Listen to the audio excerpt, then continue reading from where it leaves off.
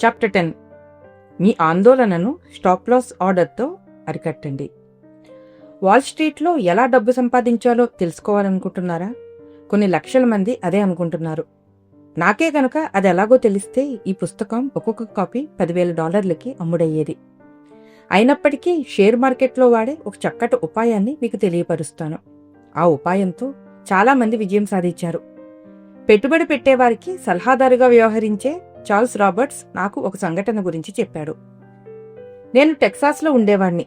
నా స్నేహితులు నా చేతికి $20,000 ఇచ్చి స్టాక్ మార్కెట్లో పెట్టమంటే నేను ఆ పని మీద న్యూయార్క్కి వచ్చాను. స్టాక్ మార్కెట్లోని వ్యవహారాలన్నీ నాకు చాలా బాగా తెలుసునని అనుకునేవాణ్ణి. కానీ నా దగ్గరున్న డబ్బు మొత్తం పోయింది. వ్యాపారంలో కొంత లాభం నాకు దొరక్కపోలేదు, నిజమే. అయినా చివరికి అంతా పోగొట్టుకున్నాను. నా డబ్బు పోతే నాకంత బాధ అనిపించలేదు, కానీ నా స్నేహితుల డబ్బు పోవటం నన్ను చాలా బాధ పెట్టింది. ఆ నష్టం వాళ్ళకి పెద్దగా లెక్కలోకి రానిదే అయినప్పటికీ వాళ్ళ మొహాలు చూడాలంటే భయపడిపోయాను. మా ప్రయత్నం ఇంత దురదృష్టకరంగా ముగిసింది. కానీ నా స్నేహితులు దాన్ని చాలా తేలిగ్గా తీసుకోవటమే కాకుండా అసాధారణమైన ఆశాభావం వెలిబుచ్చటం చూసి నేను ఆశ్చర్యపోయాను. చాలా వరకు అదృష్టం మీద, ఇతరుల అభిప్రాయాల మీద ఆధారపడి నేను వాటాలు కొనటం, అమ్మటం, చీకట్లో బాణం వేసిన చందాన్ని చేస్తున్నానని నాకు తెలుసు. షేర్ మార్కెట్లో నాకు ఏమాత్రం అనుభవం లేదన్న సంగతి తెలిసిపోయింది. నేను చేసిన తప్పుల గురించి ఆలోచించసాగాను. మళ్ళీ ఇంకోసారి ఈ వ్యాపారంలోకి అడుగుపెట్టే ముందు దాని గురించి క్షుణ్ణంగా తెలుసుకోవాలని నిర్ణయించుకున్నాను. అందుకోసం ఈ లోకంలోకెల్లా పేరు మోసిన సెక్యులేటర్స్లో ఒకడైన బర్టన్ ఎస్ కాసల్స్తో పరిచయం చేసుకున్నాను. ప్రతి ఏడూ విజయ పరంపరలన్నీ సాధిస్తాడన్న పేరు సంపాదించుకున్న అతని దగ్గర నేర్చుకోవటానికి ఎంతో విషయం ఉంటుందని అనుకున్నాను. అతను తన వృత్తిలో అంత పైకి రావటానికి కేవలం అదృష్టమో యాదృచ్ఛికమో కాదని నాకు తెలుసు. ఇంతకు మునుపు నేను షేర్లు కొనటం, అమ్మటంలో పాటించిన పద్ధతుల గురించి అతను నన్ను కొన్ని ప్రశ్నలు అడిగాడు. ఆ తరువాత షేర్ల వ్యాపారంలో అతి ముఖ్యమైన సూత్రాన్ని అతను నాకు చెప్పాడు. నేను ఒక షేర్ను కొనేటప్పుడు దానితో స్టాప్ లాస్ అన్న ఆర్డర్ ఇస్తాను. ఉదాహరణకి నేను $50కి ఒక షేరును కొంటే వెంటనే దాని మీద $45 స్టాప్ లాస్ ఆర్డర్ ఉంచుతాను. అంటే షేరు దాని ధరలో 5 పాయింట్ల కిందకి దిగగానే అది దానంతటా అదే అమ్ముడైపోతుందన్నమాట. అప్పుడు నష్టం కేవలం 5 పాయింట్లే ఉంటుంది. షేర్లను కొనేటప్పుడు తెలివితేటలను ఉపయోగిస్తే ఒక్కోసారి 10, 25 లేక 50 పాయింట్ల దాకా లాభం వస్తుంది. అదేవిధంగా మీ నష్టాన్ని 5 పాయింట్లకే పరిమితం చేసుకుంటే 100కి 50 సార్లు మీ అంచనా తప్పినా మీరు బాగానే సంపాదించుకోగలుగుతారు. నేను ఆ సూత్రాన్ని వెంటనే అమలుపరిచాను. అప్పటినుంచి ఈనాటి వరకు అమలు పరుస్తూనే ఉన్నాను. దానివల్ల నాకు, నా వినియోగదారులకి ఎన్నో వేల డాలర్లు దక్కాయి. కొంతకాలం తర్వాత ఈ స్టాప్ లాస్ సూత్రాన్ని స్టాక్ మార్కెట్లోనే కాకుండా మిగతా విషయాల్లో కూడా ఉపయోగించుకోవచ్చని గ్రహించాను. ఆర్థిక సంబంధమైన ఆందోళనలకే కాకుండా ఇతర విషయాలతో తలెత్తే ఆందోళనలకి కూడా ఈ సూత్రాన్ని ఉపయోగించసాగాను. నాకు కలిగిన చికాకులకి, అసంతృప్తికి కూడా ఈ నష్టాన్ని ఆపే ఆర్డర్నే వాడుకున్నాను. అది అద్భుతంగా పనిచేసింది. ఉదాహరణకి నేను తరచూ నా స్నేహితుడు ఒకరితో లంచ్ చేస్తూ ఉంటాను. అతను ఎప్పుడూ టైంకి రాడు. మునుపటి రోజుల్లో నేను చాలాసేపు అతని కోసం ఎదురు చూస్తూ మనసులో తిట్టుకుంటూ గడిపేవాణ్ణి. ఈ లోపల లంచ్ టైంలో సగం గడిచిపోయేది. చివరికి నా బాధ గురించి అతనికి చెప్పాను. బిల్, నీకోసం నేను వేచి ఉండే స్టాప్ లాస్ ఆర్డర్ ఇక మీదట 10 నిమిషాలే. నువ్వు 10 నిమిషాల కన్నా ఆలస్యం చేస్తే మన లంచ్ కార్యక్రమం రద్దయిపోతుంది. నేను వెళ్ళిపోతాను అన్నాను. హబ్బా, ఎన్నో ఏళ్ల క్రితం నాకే ఈ తెలివితేటలు ఉండి నా ఆతృతని, కోపాన్ని, నన్ను నేను అన్ని విషయాల్లో సమర్థించుకోవటాన్ని, పశ్చాత్తాపపడటాన్ని, నాకున్న మానసిక ఒత్తిడులన్నింటినీ స్టాప్ లాస్ ఆర్డర్తో నియంత్రించి ఉంటే ఎంత బాగుండేది. నా మనశ్శాంతికి భంగం కలిగిస్తామని బెదిరించిన పరిస్థితుల నుంచి బయటపడే ప్రపంచ జ్ఞానం నాకెందుకు లేకపోయింది? చూడు డేల్ కార్నెగీ, ఈ పరిస్థితి గురించి ఇంతకన్నా ఎక్కువ ఆందోళన పడవలసిన అవసరం లేదు, ఇంక చాలు అని నాకు నేనే ఎందుకు నచ్చజెప్పుకోలేకపోయాను? కానీ కనీసం ఒకసారి కొద్దిగా తెలివిగా నడుచుకున్నందుకు నన్ను నేను మెచ్చుకోవాలి. పైగా అది చిన్న విషయమేమీ కాదు. నా జీవితంలో వచ్చిన ఒక సంక్షోభం. ఆ సంక్షోభంలో నేను అంతవరకు కన్న కలలు, భవిష్యత్తు కోసం వేసుకున్న ప్రణాళికలు, ఎన్నో ఏళ్లుగా సాధించిన ఫలితాలు అన్నీ గాల్లో కలిసిపోతుంటే నేను చూస్తూ నిలబడ్డాను.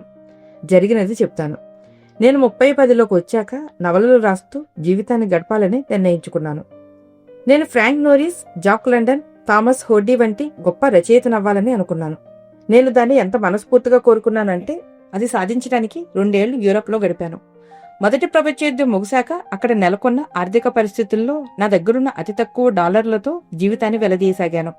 అక్కడే ఉన్న 2 ఏళ్లలో నేను ఒక పెద్ద కళాఖండాన్ని రచించాను. దానికి ద బ్లిజర్డ్ అని పేరు పెట్టాను. ఆ శీర్షిక దానికి సరిగ్గా అతికినట్టు సరిపోయింది. ఎందుకంటే ప్రచురణకర్తలు దాని పట్ల చూపించిన ఉదాసీనత డకోటాస్ మైదానాలపై వీచే మంచు తుఫానంత చల్లగానూ ఉంది. నేను రాసిన నవల పూర్తిగా పనికిరానిదని నా ఏజెంట్ నాతో అన్నాడు. నాకు బొత్తిగా నవల రాసే కళ తెలియదని, సామర్థ్యం లేదని అన్నాడు. నా గుండె ఆగిపోయినంత పని అయింది. నేను దిగ్భ్రాంతితో అతని ఆఫీస్ నుంచి బయటపడ్డాను. నా తల మీద దుట్టుకరతో మోదినా నాకు అంత దిమ్మ తిరిగిపోయేది కాదేమో. స్పృహ కోల్పోయిన వాడినా మాన్పుడిపోయాను. నేను జీవితంలో ప్రస్తుతం 4 రోడ్ల కూడలిలో నిలబడి ఉన్నానని, చాలా మహత్తరమైన నిర్ణయం తీసుకోవాల్సిన పరిస్థితి ఏర్పడిందని గ్రహించాను. నేనేం చేయాలి? ఎటువైపుకి వెళ్ళాలి? నేనా అచేతనమైన స్థితి నుంచి బయటపడటానికి కొన్ని వారాల సమయం పట్టింది. అప్పట్లో నేను మీ ఆందోళన మీద స్టాప్ లాస్ ఆర్డర్ని ఉంచండి అనే వాక్యాన్ని విని ఉండలేదు. కానీ ఇప్పుడు వెనక్కి తిరిగి చూసుకుంటే నేను చేసింది అక్షరాల అదే అని అర్థమవుతుంది. నేను ఎంతో ప్రయాసపడి చెమటోడ్చి ఆ నవల రాయటానికి వెచ్చించిన ఆ 2 ఏళ్లు ఒక గొప్ప ప్రయోగమని అనుకుని దాని గురించి మర్చిపోయాను. అక్కడి నుంచి ముందుకు సాగాను. మళ్లీ నేను మునుపు చేసిన ఉద్యోగమే వయోజన విద్య నేర్పటము, శిక్షణ ఇప్పించటము చేస్తూ ఖాళీగా ఉన్నప్పుడు జీవిత చరిత్రలు రాయసాగాను. జీవిత చరిత్రలు ఇప్పుడు మీరు చదువుతున్న నాన్ ఫిక్షన్ని రాయసాగాను. అప్పుడు ఆ నిర్ణయం తీసుకున్నందుకు ఇప్పుడు నేను సంతోషిస్తున్నానని అంటారా? సంతోషించటం అని నెమ్మదిగా అంటారే? దాని గురించి తలుచుకున్నప్పుడల్లా నాకు ఆ పరమానందంలో వీధుల్లోకి వెళ్ళి నాట్యం చేయాలనిపిస్తుంది. నేను నిజం చెప్తున్నాను. ఆ తర్వాత నేనెన్నడూ ఒక క్షణం కూడా నేను థామస్ హార్డీ లాంటి రచయితను కాలేకపోయినందుకు చింతించలేదు. 1 శతాబ్దం కిందటి మాట. ఒకరోజు రాత్రి వాల్డెన్ పౌండ్ ఒడ్డునున్న అడవుల్లో గుడ్లగోబు అరుస్తున్నప్పుడు అమెరికా తత్వవేత్త హెన్రీ థరో బాతు ఈకని తన ఇంట్లో తయారు చేసుకున్న సిరాలో ముంచి డైరీలో ఇలా రాశాడు: ఒక వస్తువుకు చెల్లించాల్సిన మూల్యాన్ని నేను జీవితం అని అంటాను. జీవితాన్ని వెంటనే కాని దీర్ఘకాలంలో గాని ఆ వస్తువు కోసం మార్పిడి చేసుకోవాలి. దీన్నే ఇంకో రకంగా చెప్పాలి అంటే, మన జీవనంలోంచి ఒక వస్తువు ధరను అవసరానికన్నా అధికంగా చెల్లించాల్సి వస్తే మనం మూర్ఖులం అవుతాం. అయినప్పటికీ గిల్బర్ట్ సల్లివన్ సరిగ్గా అదే చేశాడు. వాళ్ళకి హుషారైన పాటలు రాసి వాటికి అంతే హుషారైన సంగీతం కూర్చటం తెలిసింది. కానీ తమ జీవితాల్లో హుషారిని నింపటం ఎలాగో బొత్తిగా తెలియలేదు. వాళ్ళు ఎంతో అందంగానూ లలితంగానూ ఉండే సంగీత నాటకాలను సృష్టించగలిగారు. అవి జనాన్ని ఎంతగానో ఆకట్టుకున్నాయి, ఆనందింపచేశాయి. వాటి పేర్లు పేషెన్స్, పినాఫోర్, ద మికాడో. కానీ వాళ్ళు తమ కోపాన్ని అదుపులో పెట్టుకోలేకపోయారు. కేవలం ఒక తివాసీదార్ గురించి ఏళ్ల తరబడి వాదించుకుంటూ తమ జీవితాల్లో చేదు నింపుకున్నారు. వాళ్ళు కొన్న కొత్త థియేటర్ కోసం సల్లివాన్ ఒక తివాసీ కొని తెప్పించాడు. గిల్బర్ట్ దాని బిల్లు చూసి అంతెత్తున ఎగిరాడు. వాళ్ళు ఆ వివాదాన్ని కోర్టుకి ఇచ్చారు. ఆ తర్వాత బతికున్నంతకాలం ఒకరితో ఒకరు మాట్లాడుకోలేదు. ఒక కొత్త సంగీత రూపకానికి సల్లివాన్ సంగీతం సమకూర్చినప్పుడు దాన్ని గిల్బర్ట్కి పోస్ట్ చేసేవాడు. అలాగే గిల్బర్ట్ ఆ స్వరాలకి పాటలు రాసినప్పుడు వాటిని సల్లివాన్కి పోస్టులు పంపేవాడు. ఒకసారి వాళ్ళిద్దరూ స్టేజ్ మీదకి కలిసి రావాల్సి వచ్చింది. అప్పుడు వాళ్ళిద్దరూ స్టేజ్కి ఆ చివర ఈ చివర నిలబడి ఒకరికేసి ఒకరు చూసుకోకుండా ఇంకో వైపుకి తిరిగి ప్రేక్షకులకి నమస్కారాలు చేశారు. వాళ్ళ ఆగ్రహాలకి స్టాప్ లాస్ ఆర్డర్ పెట్టుకోకపోవటం లింకన్కి తెలిసినట్టుగా వాళ్ళకి తెలియలేదు. అమెరికాలో అంతర్యుద్ధం జరుగుతున్న సమయంలో ఒకసారి లింకన్ స్నేహితులు ఆయన శత్రువులను దూషించడం మొదలుపెట్టారు. అప్పుడు లింకన్, నాకన్నా మీకే వాళ్ళ మీద వ్యక్తిగతమైన ఆగ్రహం ఉన్నట్టుంది. బహుశా నాకు అది మరీ తక్కువగా ఉందేమో, కానీ దానివల్ల నాకు లాభం ఉంటుందని నేనెప్పుడూ అనుకోలేదు. జీవితంలో సగభాగం పోట్లాడుతూ గడపటానికి మనిషికి సమయం చాలదు. ఎవరైనా నన్ను ఆక్షేపించడం మానేస్తే ఇక నాకు గతంలో అతని మీద వండిన విరోధం గుర్తుండదు అన్నాడు. నాకు ఒక వయసు మళ్ళిన మేనత్త ఉండేది. ఆమె పేరు ఎడిత్. లింకన్కున్న వివేకం ఆమెకు ఉంటే బావుండని నేను అనుకుంటున్నాను. ఆమె తన భర్త ఫ్రాంక్తో కలిసి తాకట్టు పెట్టిన ఒక పొలంలో నివసిస్తూ ఉండేది. ఆ పొలం నిండా ముళ్ళ పొదలు ఉండేవి. వాటిని తొలగించడం కష్టంగా ఉండేది. అంతేకాకుండా ఆ భూమిలో సారం బొత్తిగా ఉండేది కాదు. గుంటలతో నిండి ఉండేది. వాళ్ళ డబ్బుకి చాలా ఇబ్బందిగా ఉండేది. పైసా అతి జాగ్రత్తగా ఖర్చు పెట్టేవారు. కానీ బోసిగా ఉన్న తమ ఇంటి కోసం కొన్ని కట్టెన్లు, ఇతర అలంకరణ సామాన్లు కొని ఇంటిని అందంగా తయారు చేయాలని ఎడిత్కి కోరిక ఉండేది. మిసీరులోని మేరీవిల్ అనే ప్రదేశంలో ఉండే డాన్ ఎవర్సోల్ దుకాణంలో ఆమె ఈ చిన్న చిన్న విలాస వస్తువులు అరువు తీసుకునేది. ఫ్రాంక్ ఎప్పుడూ ఆ అప్పు గురించి మదన పడేవాడు. అందరూ రైతుల్లాగే అతనికి కూడా పెరిగి అప్పులు తీర్చడం అంటే భయం. అందుకని ఆయన డాన్ ఎవర్సోల్కి తన భార్యకి ఇక మీదట వస్తువులు అరివివ్వద్దని ఆమెకి తెలియకుండా రహస్యంగా చెప్పాడు. కానీ ఆమెకు ఆ సంగతి తెలియగానే అంతెత్తున లేచింది. అది జరిగిన 50 ఏళ్ల తర్వాత కూడా ఆమె దాని గురించి పెద్ద గొడవ చేసేది. ఆ విషయం ఆమె నాతో ఒకసారి కాదు అనేక సార్లు చెప్పింది. నేను ఆమెని క్రితంసారి చూసినప్పుడు ఆమెకి 75 ఏళ్ల పైనే ఉన్నాయి. నేను ఆమెతో, ఎడిత్ ఆంటీ, అంకుల్ ఫ్రాంక్ నిన్ను అలా అవమానపరచడం తప్పే, కానీ అర్ధ శతాబ్దం తర్వాత కూడా దాని గురించి నువ్వు ఇంకా కోపం తెచ్చుకోవటం అది ఆయన చేసిన పనికన్నా అన్యాయం, అవునా కాదా, నిజం చెప్పు అన్నాను. మనసులో కసిని, చేదు జ్ఞాపకాలని అదే పనిగా పెంచి పోషించడం ఆమెని చాలా దెబ్బతీసింది. దానివల్ల ఆమె తన మనశ్శాంతిని పూర్తిగా కోల్పోయింది. సుప్రసిద్ధ అమెరికా సాహిత్యవేత్త బెంజమిన్ ఫ్రాంక్లిన్ 7 ఏళ్ల వాడే ఉండగా తను చేసిన ఒక తప్పుని ఆయన 70 ఏళ్ల పాటు గుర్తుంచుకున్నాడు. 7 ఏళ్ల వయసులో ఆయన ఒక ఈలతో ప్రేమలో పడ్డాడు. విజిల్ కొనుక్కోవాలన్న ఆతృతతో ఆయన తన దగ్గరున్న చిల్లరంతా పోగు చేసి తీసుకెళ్లి ఒక బొమ్మల దుకాణదారుకిచ్చి ఈల ధర ఎంతో కూడా కనుక్కోకుండానే తనకి ఈల కావాలని అడిగాడు. 70 ఏళ్ల తర్వాత ఒక స్నేహితుడికి రాసిన ఉత్తరంలో ఆయన ఇలా ప్రస్తావించాడు. తర్వాత నేను ఇంటికి వచ్చి ఈల ఊదుతూ ఇల్లంతా తిరిగాను. ఆ ఈల నాకెంతో నచ్చింది. కానీ బెంజమిన్ తోడపుట్టిన వారికి ఈలకి ఆయన దాని వెలకన్నా చాలా ఎక్కువ డబ్బులు చెల్లించాడని తెలిసి బాగా ఏడిపించారు. నేను వాళ్ళ మాటలకి అలిగి బాగా ఏడ్చాను అని రాశాడాయన. చాలా ఏళ్ల తర్వాత ఫ్రాంక్లిన్ ప్రపంచ ప్రసిద్ధి సాధించాక ఫ్రాన్స్కి రాయబారి అయినా కూడా తాను ఆ ఈల కొనటానికి అవసరమైన దానికన్నా ఎక్కువ ఖర్చు పెట్టానన్న విషయం ఆ ఈలను కొనుక్కున్నందుకు కలగవలసిన ఆనందం కన్నా బాధనే ఎక్కువ కలగజేసింది ఆయనకు. కానీ ఆ సంఘటన ఫ్రాంక్లిన్కి నేర్పిన పాఠం మాత్రం ఆఖరికి చవకగానే దొరికింది. నేను పెరిగి పెద్దవాడవుతున్న కొద్దీ ప్రపంచంలోకి అడుగుపెట్టి మనుషుల ప్రవర్తనను గమనించినప్పుడు నేను కలిసిన ఎంతో మంది మనుషులు ఈల కోసం ఎక్కువ ఖర్చు పెట్టిన బాపతే అని గ్రహించాను. క్లుప్తంగా చెప్పాలి అంటే వస్తువుల విలువని తప్పు అంచనా వేయటం వల్లే మనుషులు ఎక్కువ కష్టాలని కొని తెచ్చుకుంటూ ఉంటారు. వాళ్ళు తమ ఈలలకి అవసరమైన దానికన్నా ఎక్కువ ఖర్చు పెడతారు అన్నాడు ఫ్రాంక్లిన్. గిల్బర్ట్ సలివాన్ తమ ఈలలకి ఎక్కువ డబ్బు ఇచ్చారు. ఎడిత్ ఆంటీ కూడా అంతే.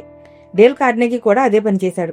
చాలా సందర్భాల్లో వారెన్ పీస్, అన్నా కెరీనినా అనే విశ్వవిఖ్యాత నవలలు రాసి శాశ్వత కీర్తిని సంపాదించుకున్న లియో టాల్స్టాయ్ కూడా అదే చేశాడు. ది ఎన్సైక్లోపీడియా బ్రిటానికా ప్రకారం లియో టాల్స్టాయ్ తన జీవితంలోని చివరి 20 ఏళ్లలో బహుశా ఈ ప్రపంచం మొత్తంలో అందరికన్నా ఎక్కువ గౌరవాన్ని సంపాదించుకున్న వ్యక్తి. ఆయన పోయే ముందు 20 ఏళ్ల పాటు అంటే 1890 నుండి 1910 వరకు ఆయన అభిమానులు ఆయన ఇంటికి తండోపతండాలుగా వచ్చేవారు. ఒకసారి ఆయన చూడాలని, ఆయన గొంతు వినాలని, ఆయన వేసుకున్న చొక్కా అంచుని ఒకసారి తాకాలని తహతహలాడేవారు.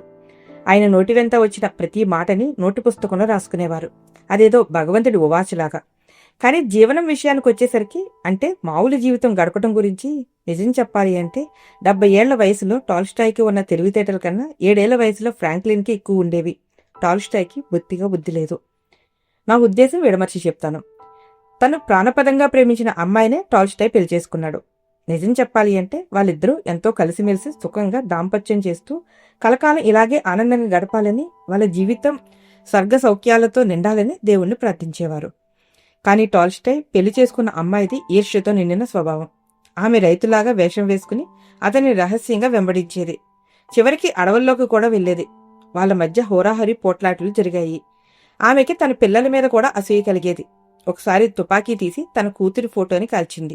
ఒకసారి నల్లమందు సీసాని నోటి దగ్గర ఉంచుకుని ఆత్మహత్య చేసుకోబోతున్నానని నేల మీద పొర్లి గింతలు పెడుతూ బెదిరిస్తుంటే పాపం పిల్లలు హడలిపోయి పొలికేకలు పెడుతూ గదిమూల నక్కారు. మరప్పుడు టాల్స్టాయ్ ఏం చేశాడు? అతను కుర్చీలు బల్లలు ఎత్తిపడేసి విరగ్గొట్టి ఉంటే నేను అతన్ని తప్పు పట్టేవాడిని కాను.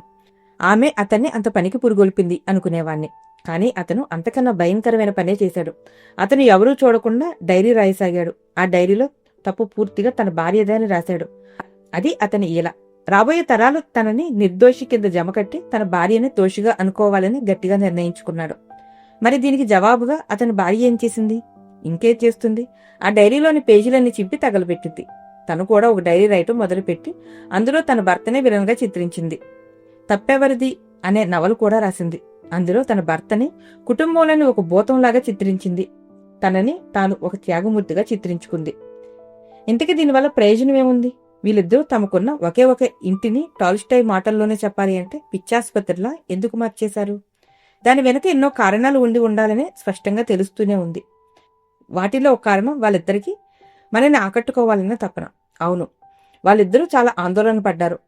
వాళ్ళిద్దరిలో ఎవరి దోషి అని తేల్చడానికి మనకి ఇసుమంతైనా ఆసక్తి ఉందా? లేదు. మనం మన సమస్యలతోటే సతమతమవుతూ టాల్స్టాయ్ దంపతుల గురించి ఒక్క నిమిషం కూడా ఆలోచించి సమయాన్ని వృధా చెయ్యం. ఈ దౌర్భాగ్యులిద్దరూ తమ ఏళ్ల కోసం ఎంత ఖర్చు పెట్టారు. 50 ఏళ్ల పాటు ప్రత్యక్ష నరకంలో జీవించారు. ఇద్దరిలో ఒకరికైనా ఇక చాలు అనే తెలివితేటలు లేకపోయాయి. జీవిత విలువల గురించిన సరైన అవగాహన ఇద్దరికీ లేకపోయింది. దీనికి తక్షణం స్టాప్ లాస్ ఆర్డర్ వేద్దాం. మనం జీవితాలను వృధా చేసుకుంటున్నాం, ఇక చాలు అని ఇప్పుడే అనుకుందాం. అవును, నిజమైన మనశ్శాంతి పొందటంలోని పెద్ద రహస్యం జీవిత విలువలపై సరైన అవగాహన కలిగి ఉండటంలో దాగి ఉందని నేను మనస్ఫూర్తిగా నమ్ముతున్నాను. మనకి మనమే ఒక స్వర్ణ ప్రయాణం ఏర్పరచుకున్నట్లయితే మనని వేధించే ఆందోళనలు సగభాగం రూపుమాసిపోతాయని కూడా నేను నమ్ముతాను. నా స్వర్ణ ప్రయాణం ఏమిటి? మన జీవితాల్లో మన ముఖ్యమని విలువైనవని ఎంచేవి ఏమన్నదే ఆ ప్రయాణం.